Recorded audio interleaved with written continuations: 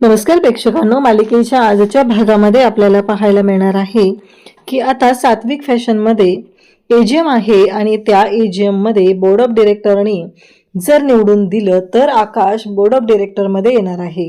आता एवढा मोठा हे इलेक्शन घेतलं जाणार आहे, या सगळ्यामध्ये काय होणार, कसं होणार, हा मोठा प्रश्न अर्णवच्या पुढे उभा राहिलेला आहे. पण त्याच वेळेस इकडे आता वल्लरीने पुढचं कांड करायला सुरुवात केली आहे. कारण वल्लरीच्या डोक्यात एकच सुरू आहे की काही झालं तरी माझा आकाश त्या बोर्ड ऑफ डायरेक्टरमध्ये गेला पाहिजे, त्यासाठी वाटेल ते करायची तयारी आहे असं वल्लरीने ठरवलेलं असतं. आणि त्यासाठी तिने नम्रताची मदत घेतलेली आहे. तिने नम्रताला सांगितलंय की काहीही झालं तरीही एक गोष्ट लक्षात ठेवायची, ती म्हणजे या एजीएमला आकाश उभा राहिला पाहिजे या बोर्ड ऑफ डायरेक्टरमध्ये आणि तो जिंकूनही आला पाहिजे. हा सगळा प्लॅन आता दोघींनी केलेला असतो. आता इकडे ईश्वरी सुद्धा अर्णवला सांगत असते की आकाश भाऊजी यामध्ये आले पाहिजेत. तेव्हा अर्णव म्हणतो की कसं आहे माहिती आहे का, या एजीएम मध्ये सगळे बोर्ड ऑफ डायरेक्टर असतात, वोटिंग होतं, इलेक्शन घेतलं जातं आणि त्यानंतर जी व्यक्ती निवडून येईल ती व्यक्ती त्या एजीएम मध्ये त्या बोर्ड ऑफ डायरेक्टरमध्ये असणार आहे. तेव्हा ईश्वरी म्हणते बरोबर आहे तुमचं, पण तेव्हा अर्णव म्हणतो मी काहीच करू शकत नाही, कारण बोर्ड ऑफ डायरेक्टरनी बाकीच्या जर दिलं वोटिंग त्याला तर तो आत येणार आहे, नाहीतर नाही, असं सगळं ठरलेलं असतं. आता ईश्वरी अर्णवची समजूत घालत आहे, पण अर्णवच्या हातात काहीच नाही. तर इकडे आपल्याला पाहायला मिळतं की ईश्वरी आणि आजी बोलत असतात. आता ईश्वरी आजींना विचारते की आजी मला एक सांगा की मामी पहिल्यापासून अशाच आहेत का. ते आजी म्हणते की हो. कसं माहिती आहे का, पहिल्यापासून ती फटकळच आहे हे आपण तर बघतोय, कारण तिच्यामध्ये असा काही बदल झालेला नाहीये. तिचा तो फटकळपणा, वागणं, भांडखोर स्वभाव हे सगळं तसंच आहे. म्हणजे बघ ना, बाकीच्यांवर कसे संस्कार झालेले दिसतात पण हिच्यावर संस्कारच झालेले नाहीयेत असं आजी सांगत असतात.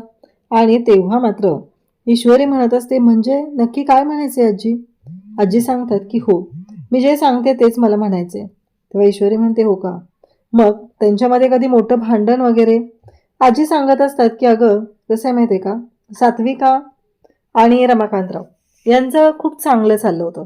तेव्हा रमाकांतरावांचा बिझनेसही चांगला चालत होता, त्याचबरोबर त्यांना अवॉर्डही मिळत होते, भरभराट होती. मग सात्विकाचं राहणीमान, कपडे, साड्या हे सगळं वेगळं होतं आणि आवी मात्र छोट्या मोठ्या नोकऱ्या करायचा आणि कसं तरी घर खर्च भागवायचा. पण या सगळ्यामध्ये वल्लरी कधीच सुखी नव्हती. तिला मात्र नेहमी सात्विकाची बरोबरी करायची असायची. मग या सगळ्यामध्ये परिणाम काय झाला माहिती आहे का, की त्या दोघींमध्ये भांडणं व्हायला लागली. खरं तर म्हणजे सात्विका तशी समजूतदार, वल्लरीने तिला कधी विचारलं नाहीये, तिच्या साड्या दागिने घालायचे हे तिचं वागणं नेहमीच झालं होतं. मग वल्लरीला तिनं कधी विचारलं नाही सात्विकाने, वल्लरी घालायची, सात्विका गप्प बसायची, ठीक आहे आपल्या भावाची बायको आहे म्हणून समजून घ्यायची. मग ईश्वरी म्हणते अरे बापरे, मग त्यांच्यात कधी मोठं भांडण वगैरे झालेलं का, असं ईश्वरी आजीला विचारते. तेव्हा आजी आठवते आणि म्हणते हो, भांडण असं नव्हतं झालं, पण वल्लरीचा खूप मोठा अपमान झाला होता.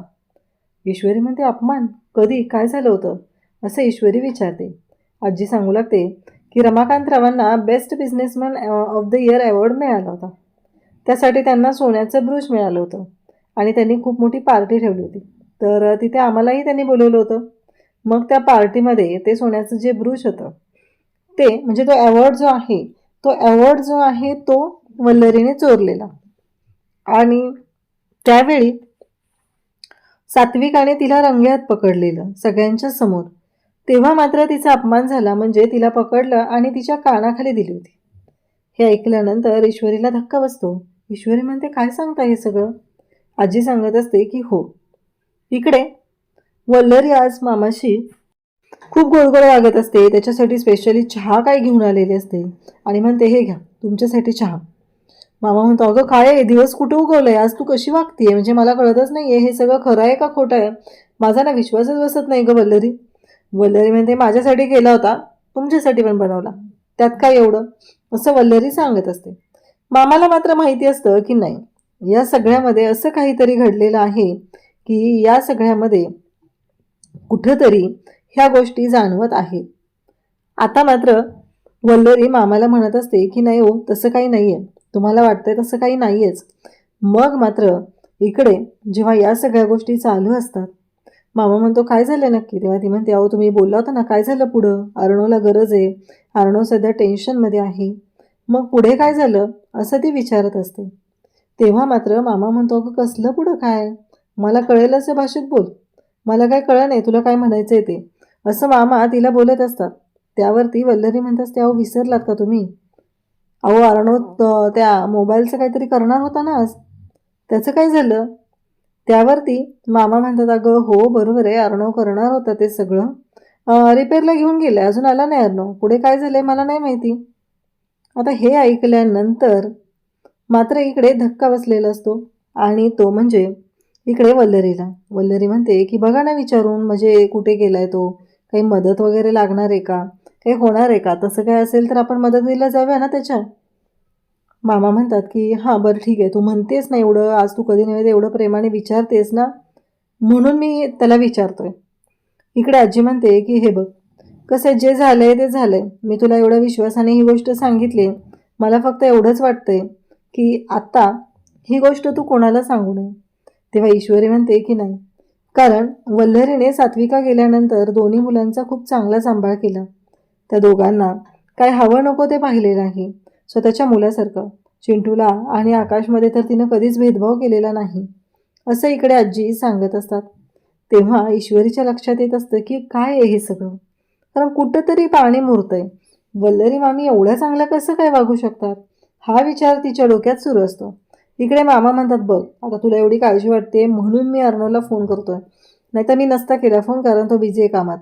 तेव्हा वल्लरी म्हणते अहो बघा ना, तेवढीच त्याला काही मदत लागली तर आपल्याकडून मदत होईल ना त्याला. त्यावरती लगेचच इकडे मामा म्हणतात की बरं ठीक आहे. मग इकडे मामाने फोन केलेला असतो आणि अर्णवने सांगितलेलं असतं की काही मदतीची वगैरे गरज नाही आहे असं सांगितलेलं असतं.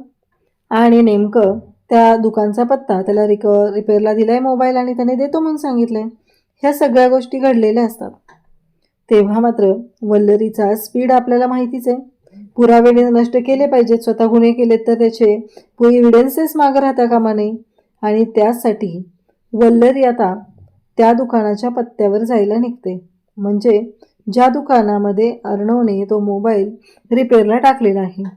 मग वल्लरी तिथे येते आणि त्या माणसाला म्हणते की हे घ्या, हा मोबाईल रिपेअर करायचा होता. तेव्हा तो म्हणतो की हां बघतो थांबा, असं म्हणत तो मोबाईल त्याने हातात घेतलेला असतो. आणि मग मात्र वल्लरी म्हणते की हा जो मुलगा आहे तो आला होता का इथे? नाही, त्याने जर आला असेल तर त्याने जो मोबाईल रिपेअरला टाकला होता ना, तर तो मोबाईल हवा आहे मला, तुम्ही माझ्याकडे द्या, तो बिझी असतो ना, त्यामुळं त्याला नाही जमणार आहे ते, म्हणून त्याने मला घेऊन यायला सांगितले. तेव्हा मात्र वल्लरीला तो दुकानदारवाला काय म्हणतो माहिती आहे का, की नाही मॅडम, आम्ही असं कोणाचा मोबाईल कोणाकडे देऊ शकत नाही. एकतर तुम्ही त्यांना व्हिडिओ कॉल करा किंवा त्याच्याशी बोलून घ्या, कॉल करा तरच मी देईल, ते दे म्हणले तरच देईल. त्यावरती दुकानदाराला ती म्हणते ए कळत नाही का तुला, एकदा सांगितलेलं, चांगल्या भाषेत मी सांगते तोपर्यंत ऐकून घे, नाहीतर महागात पडेल तुला, असं म्हणत तिने त्या दुकानदाराला धमकी द्यायला सुरुवात केलेली असते. जणू काही त्याची कॉलर पकडते, पुन्हा कॉलर सोडते आणि त्याच्याकडे येते आणि त्याला म्हणू लागते की नाही, म्हणजे मला काय म्हणायचं आहे, पैसे दिले तर देशील का, बोल, 1 लाख, 2 लाख, 5 लाख, 15 लाख? तेव्हा तो म्हणतो 15 लाख. तेव्हा ती म्हणते हो. आणि मग लगेचच पर्स उघडते, पर्समधले 1 लाख रुपये काढते आणि ते 1 लाख रुपये ती त्या माणसाला देते आणि म्हणते की अकाउंट नंबर द्या, राहिलेले 14 लाख तुम्हाला ट्रान्सफर केले जातील. आता वल्लरी अकाउंटवर पैसे ट्रान्सफर करेल का प्रेक्षकांनो? कारण एकतर तिने हा एव्हिडन्स मिटवण्यासाठी खर्च केलेला पैसा आहे, तर कशावरून ती या सगळ्या गोष्टी करेल? पण त्या बिचाऱ्या माणसाला 1 लाख मिळालेले असतात आणि तो लगेचच मोबाईल देतो आणि वल्लरीला तो म्हणतो की हे घ्या. म्हणजेच या दोघांमध्ये डील झालेला आहे आणि ते डील असं आहे ते म्हणजे त्या माणसाला 15 लाख रुपये दिलेत, त्याला वल्लरीने सांगितले की इथून फरार व्हायचं, अजिबात इकडे आजूबाजूला फिरकायचं नाही आणि तुला जे काय मदत लागेल ती सगळी मी करायला तयार आहे, असं वल्लरीने त्याला सांगितलेलं असतं. इकडे नम्रता किचनमध्ये येते.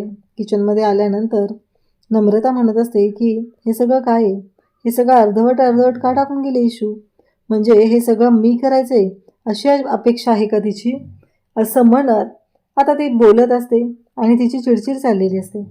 तेवढ्यातच आकाश तिथे येतो आणि मागून नम्रताला मिठी मारतो. तेव्हा नम्रता म्हणते की आकाश सोडा मला, मी त्या मूडमध्ये नाही आहे. तुम्हाला कळत नाही आहे का आकाश? आकाश म्हणतो काय चाललंय? तेव्हा ती म्हणते लग्न झाल्यापासून या घरामध्ये ना तुम्ही मला मोलकरीण बनवून ठेवले.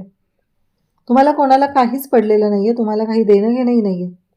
आणि आकाश पर्सनली तुम्हाला कधीच वाटत नाही आहे की तुमची बायको या सगळ्या गोष्टी कशा फेस करते, काय करते, या सगळ्या गोष्टी जरा जाणून घ्याव्या. तुम्हाला कधीच वाटत नाही असं म्हणत तिने आकाशवरती ओरडायला सुरुवात केलेली असते. तिच्या डोक्यात फक्त एकच असतं की या घरामध्ये मला राणी बनवून राहायचं आहे. पण आकाश मात्र ते करूच देत नाही आहे. कारण आकाशला जर किंमत नसेल तर मला कोण विचारणार, हा तिच्या डोक्यातला थॉट असतो. इकडे मात्र ईश्वरी तेवढ्यात तिथे येते. ती आजींना चहा द्यायला गेलेली होती. आणि मग नम्रता सुरू करते, ईशू हे सगळं तू मुद्दाम करते ना, या सगळ्या गोष्टी तू जाणून बुजून करते ना, मला माहिती आहे.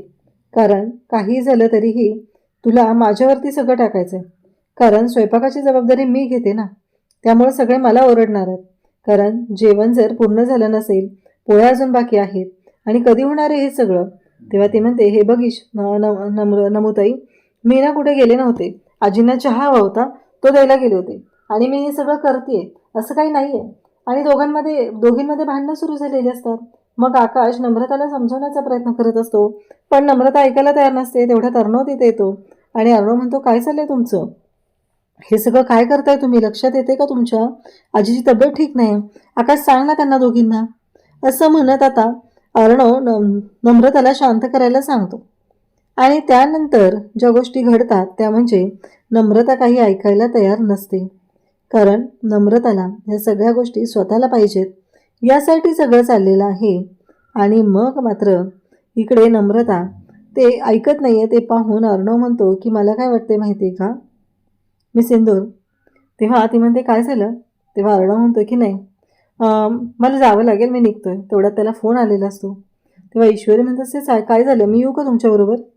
म्हणजे मंजुळा सापडले पोलिसांना असा शिर्केंचा कॉल आलेला असतो. म्हणजे फायनली पोलिसांनी मंजुळाला सोडवलेलं आहे. ही गोष्ट आता अर्णवला समजलेली असते. तर इकडे या सगळ्या गोष्टी जेव्हा घडत असतात तेव्हा मात्र अर्णव ही सगळी परिस्थिती समजून घेण्याचा प्रयत्न करत असतो. पण या दोघांनाही ऐकायचं नसतं. अर्णवने स्पष्टपणे ईश्वरीला सांगितलेलं असतं की सोड तो विषय, तिला करायचं आहे ना एकटीला, तोही करू दे. खरं तर अर्णवच्या लक्षातच येत नाही आहे तिला एकटीला नाही करायचं तर तिला कामच करायचं नाही आहे. फक्त ईश्वरीच्या बाबतीत दाखवून द्यायचं आहे की ईश्वरी चुकीची आहे. म्हणून हे सगळं चाललेलं कारस्थान असतं. आता अर्णव तिथून जायला निघतो आणि मग जातच असतो. तेवढ्यातच वल्लरी आलेली असते. वल्लरी तर खुश असते. त्या माणसाला तिने 15 लाख रुपये द्यायचं कबूल केलेलं असतं. 1 लाख रुपये दिलेले असतात आणि तो माणूस म्हणत असतो की मी विश्वास ठेवू का? आता वल्लरीला पण माहिती आहे की याला कसं गंडवायचं. एकतर एवढ्या दीडदमडीच्या ह्या फोनसाठी तिने 1 लाख रुपये वाया घालवलेले आहेत. कारण अजून तिला माहिती नाही आहे की या फोनमध्ये डेटा आहे का नाही. पण हे सगळं जे काय आहे त्यामध्ये स्पष्टपणे हे झालेलं असतं की वल्लरी मात्र अडकलेली असते. इकडे अर्णव घाईघाईत निघालेला असतो. तो वल्लरीला सांगतो हो मी मंजुळाकडे चाललोय, मंजुळाला पोलिसांनी आणलंय. आता वल्लरीच्या परत चिठ्ठ्या वाजतात आणि ती घाबरलेली असते. तेव्हा मात्र इकडे शिर्के आणि अर्णव दोघंही मंजुळाच्या घरी येतात. मंजुळाच्या घरी आल्यानंतर आता अर्णव त्यांच्याशी बोलत असतो. मंजुळा पाणी घेऊन येते. अर्णव विचारतो बरी आहेस ना, काही प्रॉब्लेम नाही ना झाला? तुला ते लोक कुठे घेऊन गेले होते, काय झालं, असे सगळे प्रश्न अर्णव तिला विचारत असतो. तेव्हा मात्र ती शांत असते, ती काहीच बोलत नाही. तेव्हा तिचे बाबा उठतात आणि म्हणतात की हे बघा साहेब, तुम्ही खूप मोठे लोक आहात, मला मान्य आहे. पण या सगळ्यामध्ये तुम्हाला एक गोष्ट सांगायची, ती म्हणजे काहीही झालं तरीही महत्त्वाची गोष्ट आहे ती लक्षात ठेवा. आणि त्याचबरोबर हे सगळं जेव्हा घडत असतं तेव्हा मात्र इकडे ते म्हणू लागतात की तुम्हाला वाटत असेल पण नाही, ह्या सगळ्या गोष्टी ज्या आहेत त्या चुकीच्या पद्धतीने चाललेल्या आहेत आणि आम्ही तुमची मदत करू शकत नाही. आम्ही खूप साधी माणसं आहोत, आम्हाला आमच्या पद्धतीने जगू द्या, असं तिचे बाबा सांगत असतात. तेव्हा मात्र या सगळ्या गोष्टी आता सुरू झालेल्या असतात.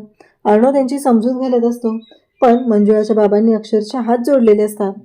आमची तरणीताटी मुलगी आहे, अजून तिचं लग्न झालेलं नाही आहे, ते गुंड तिला घेऊन गेले, काय झालं तर काय करणार आहोत, या सगळ्याला जबाबदार कोण आहे, असं म्हणत बाबा बोलत असतात. आणि त्याच वेळी हे सगळं जे काही घडत असतं तेव्हा त्यांनी स्पष्टपणे सांगितलेलं असतं की पोलीस, कोर्ट, कचेऱ्या. तेव्हा अर्णव आणि शिर्के दोघंही म्हणत असतात. अर्णव म्हणत असतो, माझ्या बाबांच्या खुनाच्या बाबतीतला एकमेव साक्षीदार आहे ती, तुम्ही असं कसं म्हणता?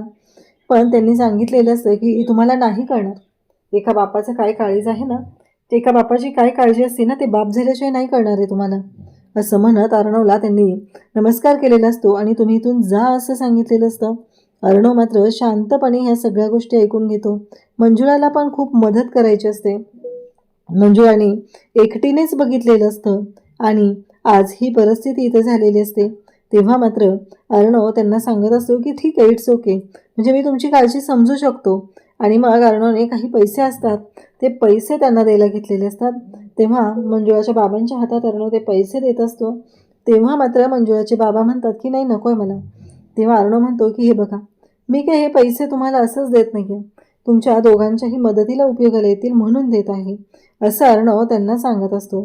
तेव्हा मात्र बाबा मंजुळाच्या जवळ येतात आणि तिच्या डोक्यावरून हात फिरवतात, कारण त्यांना दोघांनाही खूप इच्छा होती, मदत करायची इच्छा होती आणि त्यासाठीच तर ते दोघंजण तयार होते. ती मुलगीसुद्धा एवढी अर्णवची मदत करत होती. या सगळ्या गोष्टी घडत होत्या. पण या सगळ्यामध्ये आता हे सगळं जे काही घडून गेलेलं असतं त्यानंतर वल्लरीचा जो काही पारा चढलेला आहे तो मात्र पाहण्यासारखा आहे. आणि वल्लरी मात्र म्हणत असते की हे बघा, काही झालं तरी उदयकांत तू उठ, आधी दारू पिऊन पडलायस ना, तो उठून बस. कसं आहे माहिती आहे का, तुझं जे काही चाललंय ना ते मला पटलेलं नाही आहे. तू मंजुळाला सोडूनच कसं दिलं? तेव्हा तो म्हणतो की त्या गुंडांना द्यायला माझ्याकडे पैसे नव्हते आणि मी कुठून देणार होतो त्यांना पैसे? तुला काय वाटलं तू जसं वागशील तसं तुझ्या म्हणण्याप्रमाणे सगळ्या होतील गोष्टी? पण नाही, काहीही झालं तरीही हे सगळं जे काही आहे ना ते तुझ्या म्हणण्याप्रमाणे होणार नाही. या सगळ्याला जबाबदार तू आहेस, असं म्हणत दोघांमध्येही भांडण लागलेलं असतं. आणि तेव्हा मात्र वल्लरी समजवण्याचा प्रयत्न करत असते. वल्लरी म्हणत असते की एकदा ऐकून तरी घे. अरे उदयकांत, पण उदयकांत ऐकायलाच तयार नसतो. उदयकांतचं एकच म्हणणं असतं की नाही, ज्या काही गोष्टी घडलेल्या आहेत या सगळ्यामध्ये जबाबदार कोण आहे, कोणामुळे झालं हे सगळं? तेव्हा वल्लरी त्याला दोष देत असते, तो वल्लरीला दोष देत असतो. या दोघांचं सुरू झालेलं असतं. तेव्हा मात्र उदयकांत म्हणतो की तुझी लायकी नाही आहे, तू दीडदमडीची या घरात मोलकरीण म्हणून राहण्याची पण लायकी नाही आहे. पहिल्यांदा माझ्या भावाचं श्रीमंत कुटुंब बघितलं आणि आता हे अर्णवचं, आणि आता तू त्यालाही संपवण्याचा प्रयत्न करत आहेस, असं म्हणत आता उदयकांतने वल्लरीची वाट लागलेली असते, कारण त्या दोघांमध्येच आता फूट पडली. इकडे आपल्याला पाहायला मिळतं की शिर्केंचा आता अर्णवला कॉल आलेला असतो आणि आज एजीएम आहे असंही सांगितलेलं असतं.